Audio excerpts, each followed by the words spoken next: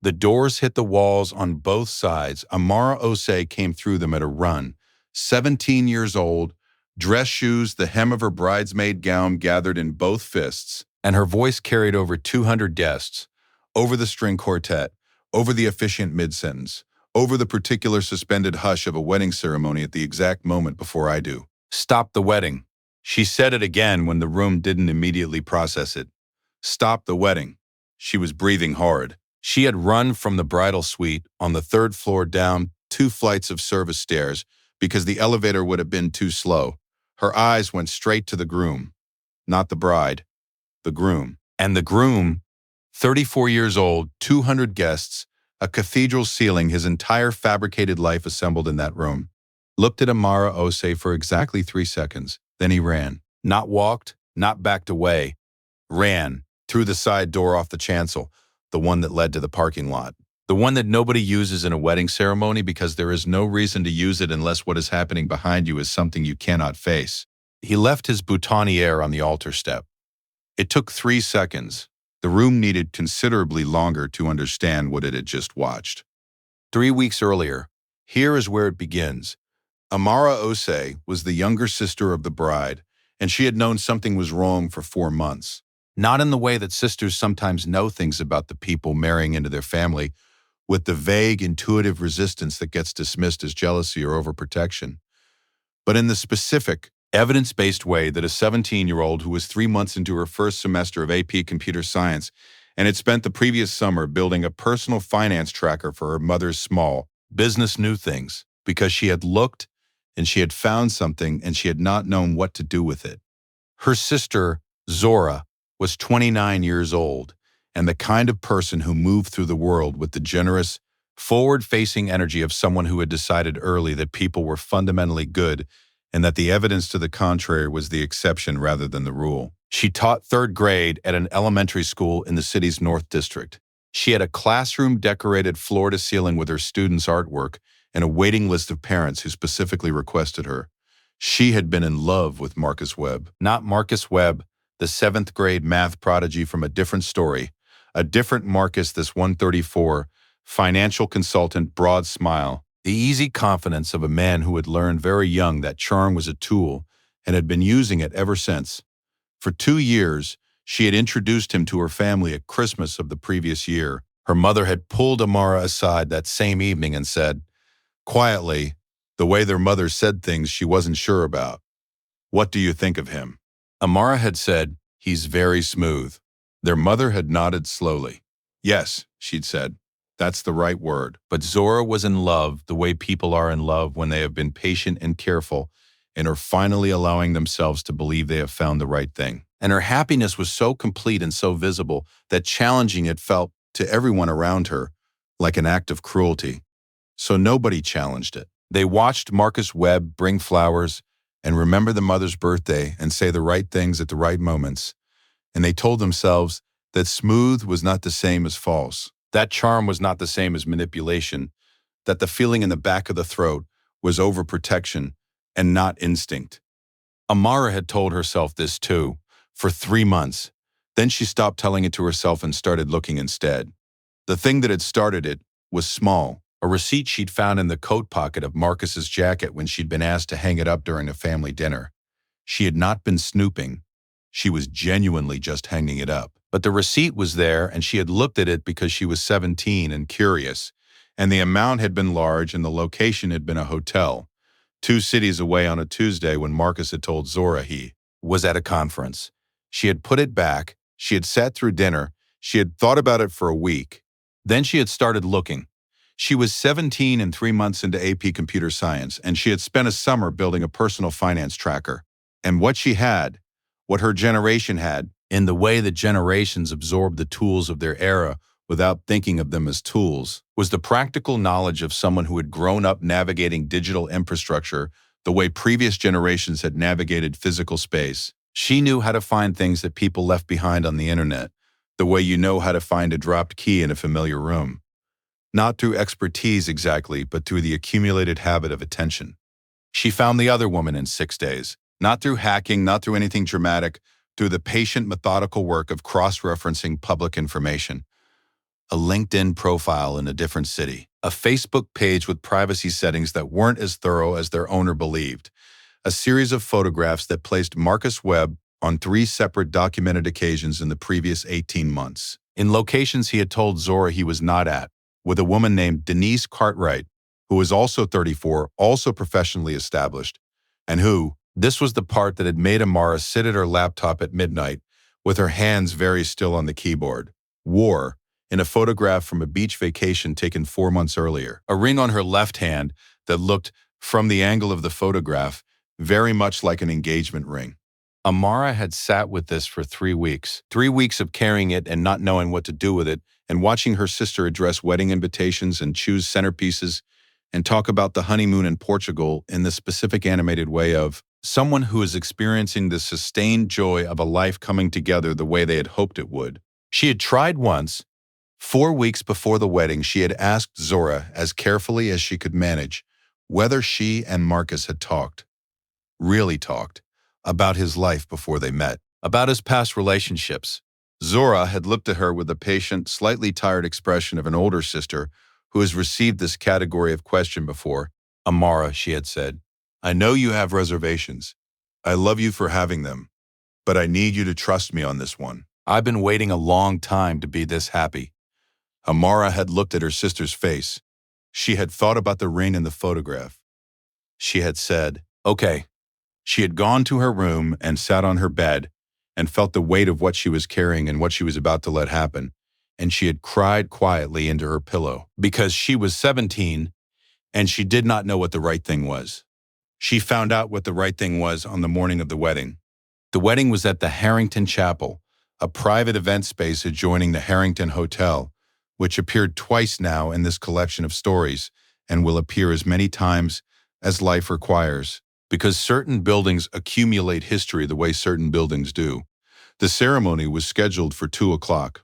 By 11, the wedding party had assembled in the bridal suite on the 3rd floor. Zora and her bridesmaids, the mother, the aunts who had driven from out of state, the photographer who moved through the room with the practiced invisibility of someone who had documented 200 of these mornings.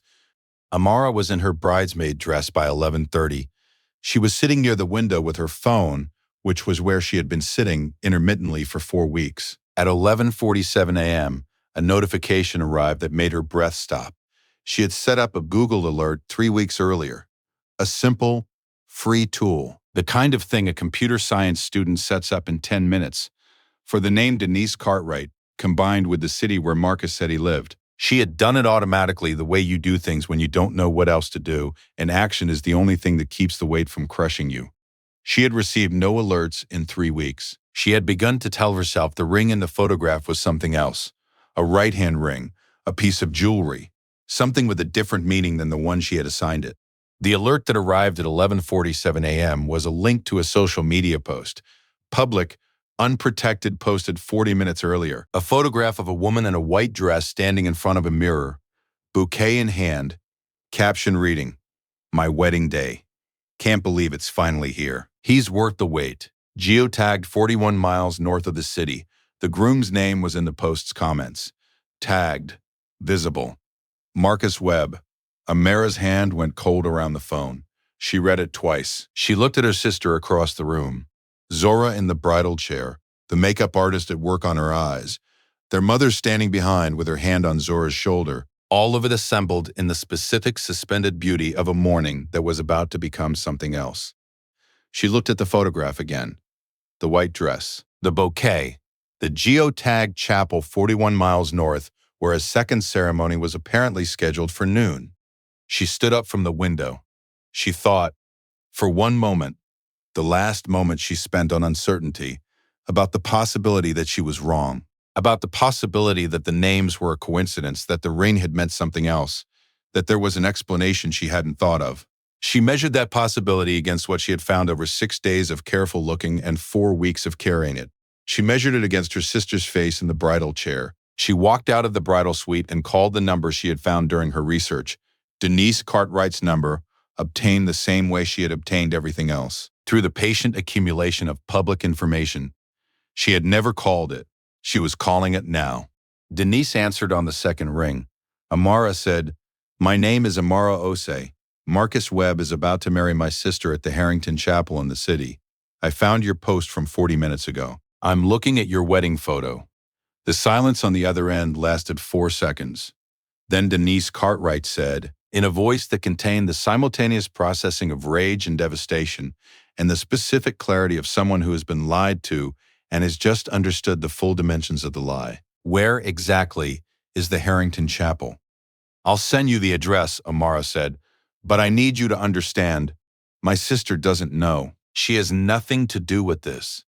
I believe you, Denise said. Her voice had settled into something hard and even. I'll be there in 40 minutes. Amara calculated. 40 minutes was 25 minutes after the ceremony started.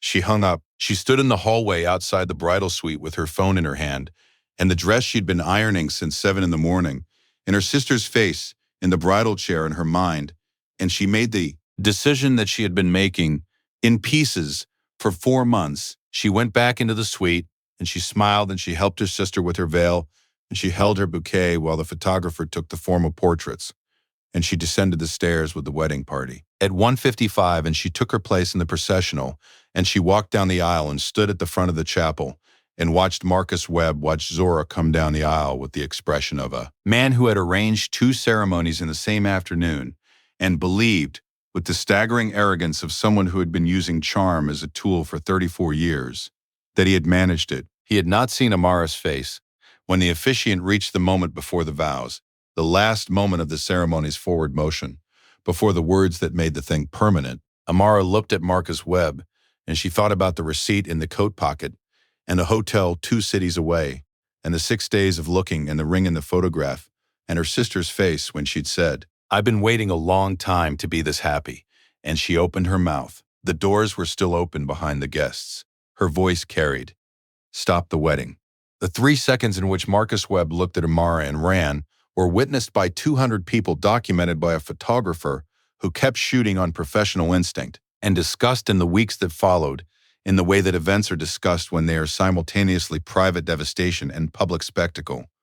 What the photographs showed, and they circulated because photographs always circulate, was not a man caught in a lie so much as a man revealed. The expression that crossed Marcus Webb's face in the first second, when he understood what he was looking at, was not guilt, not panic, not remorse. It was calculation, 1 second of assessing whether there was a version of this he could manage.